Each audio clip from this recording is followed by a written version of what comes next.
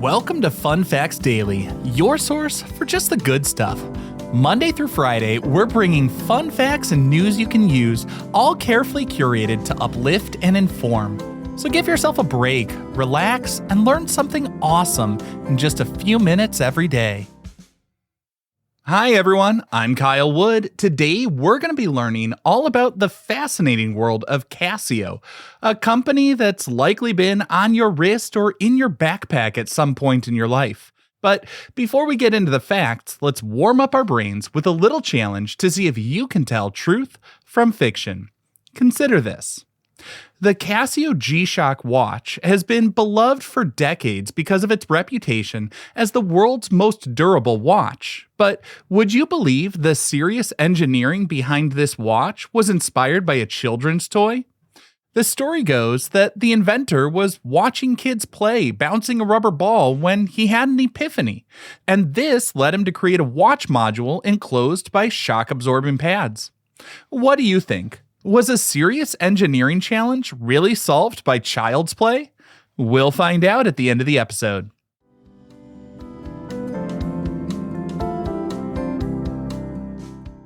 Now for your word of the day.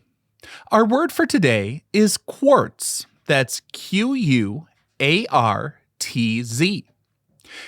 In the context of timekeeping, quartz refers to a crystal mineral made of silicon dioxide that's used to keep time extremely accurately. When you run an electric current through a quartz crystal, it vibrates at a very precise frequency, specifically 32,768 times per second. Inside a Casio digital watch, a microchip counts these vibrations and uses them to tick off the seconds with incredible precision. Our word quartz comes from the German word quartz, and it's likely of Slavic origin, meaning hard. Before the so-called quartz revolution of the 1970s, watches ran on delicate springs and gears that lost time easily. After quartz, watches became rugged, affordable, and accurate to within a few seconds a month.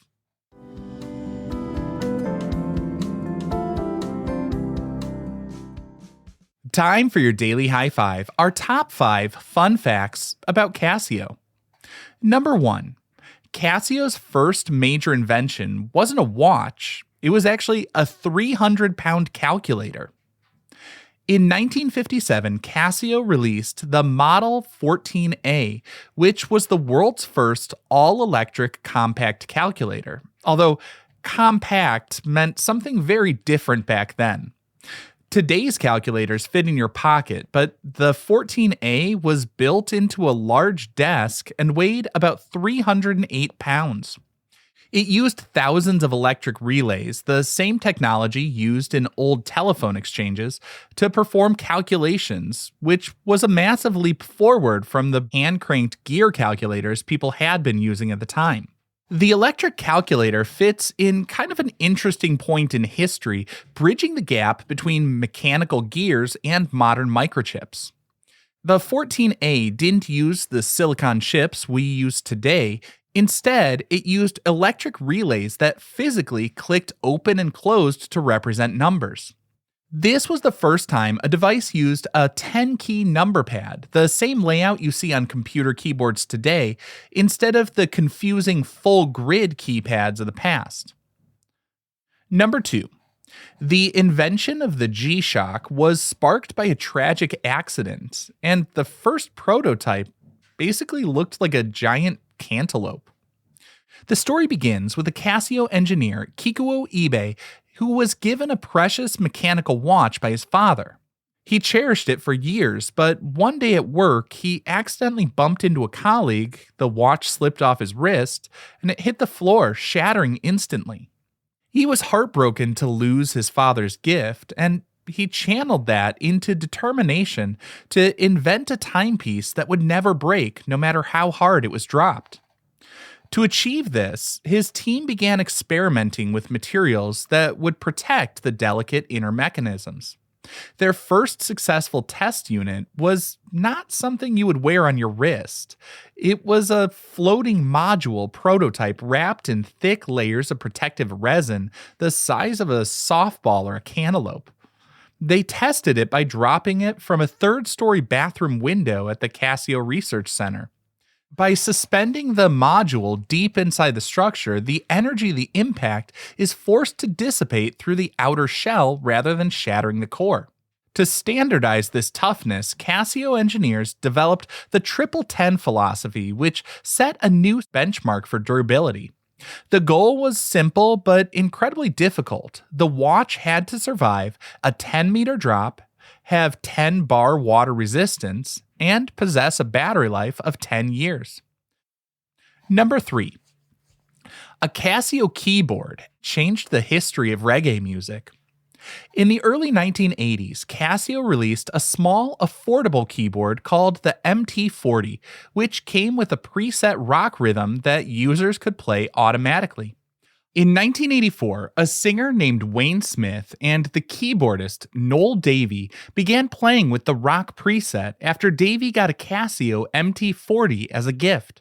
They brought it into the studio where their producer, King Jammy, slowed it down to a danceable reggae speed, adding overdubs to fill out the track for a song called Under Mi Sleng Teng. That digital rhythm became known as Sleng Teng Rhythm, and it was so catchy that it sparked a massive digital revolution in Jamaican music, influencing hundreds of songs that followed. It's a fascinating example of globalization and cultural exchange, showing how Japanese engineering transformed Caribbean music. The MT-40 was designed for amateur home users in Japan and the US, but it became the foundational tool for professional producers in Kingston, Jamaica because it was portable and battery operated. It allowed musicians to create full backing tracks without hiring a live drummer or bass player, effectively democratizing music production and lowering the economic barrier for entry for aspiring artists. The original preset was actually programmed by a Casio engineer who was trying to emulate the British rock song Somebody Else by Eddie Cochran. By simply slowing down the tempo and emphasizing the downbeat, Jamaican producers completely altered the feel of the music, showing how the emotional impact of a melody can be fluid depending on the context in which it's played. Number 4. The Casio F91W is a marvel of battery efficiency. The classic black digital watch you've seen everywhere, known as the F91W, is famous for having a battery that officially lasts about 7 years, but often keeps running for well over a decade. This is possible because the watch is incredibly simple. It uses a single tiny lithium battery and consumes such a microscopic amount of power that the plastic strap will usually rot and break off long before the battery actually dies. So, how is it so energy efficient? It all comes down to the specialized liquid crystal display, the LCD technology. Unlike the bright, power-hungry LED screens in our smartphones that need daily charging, the F91W's LCD doesn't emit its own light. It simply uses tiny electric charges to twist liquid crystals, blocking light to create the black numbers. This passive display method requires only a few microamperes of current, making it a marvel of energy conservation and sustainable engineering design. And our fifth and final fun fact for today, Casio created the first consumer digital camera with an LCD screen. Before we all had smartphones, you had to look through a tiny glass viewfinder to take a picture, meaning you couldn't see what the photo actually looked like until you developed the film or uploaded the files. In 1995, Casio released the QV10, which was the first consumer digital camera to feature an LCD screen on the back. This innovation allowed users to see their photos instantly and delete the ones they didn't like. And it wasn't just about instant gratification, it helped people to get better photos and preserve the memories that were important to them. This invention also marked a significant shift in the science of imaging. It moved us from the chemical processes of traditional photography into digital methods. In traditional photography, light causes a chemical reaction on a film strip.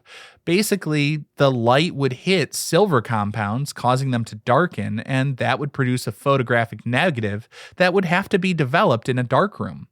The QV10 and similar digital cameras replaced film with a charge-coupled device or CCD sensor, which converts the light energy into electrical energy, digitizing the image instantly and allowing for that immediate feedback loop on the LCD screen.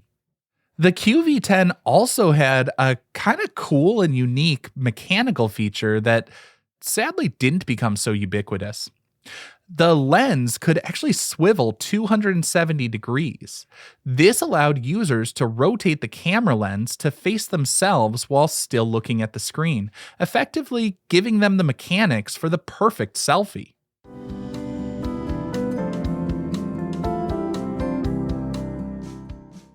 Now for some news you can use. Have you ever tried to sing along with a song while playing the piano only to realize the song is too high or too low for your voice? Instead of straining your vocal cords or trying to relearn the song in a difficult new key, use the transpose button found on almost every Casio keyboard. This feature allows you to shift the pitch of the entire keyboard up or down in semitones without changing where you put your hands, effectively letting you match the music to your voice rather than forcing your voice to match the music. The button can also come in handy when you're playing with friends who play transposing instruments like trumpets, clarinets, or saxophones. Because these instruments are tuned differently, a C on a trumpet actually sounds like a B flat on a piano. Pianists usually do the difficult mental math to play along, but with the transpose button, you can electronically shift your keys to match their instrument so you can both read the same sheet music effortlessly. It's a great example of how digital instruments use math to solve musical problems in a way that acoustic instruments just can't match. While a physical string on a violin has to be shortened to change pitch, a digital keyboard simply calculates the frequency of a note measured in hertz and adds a mathematical value to it before producing the sound.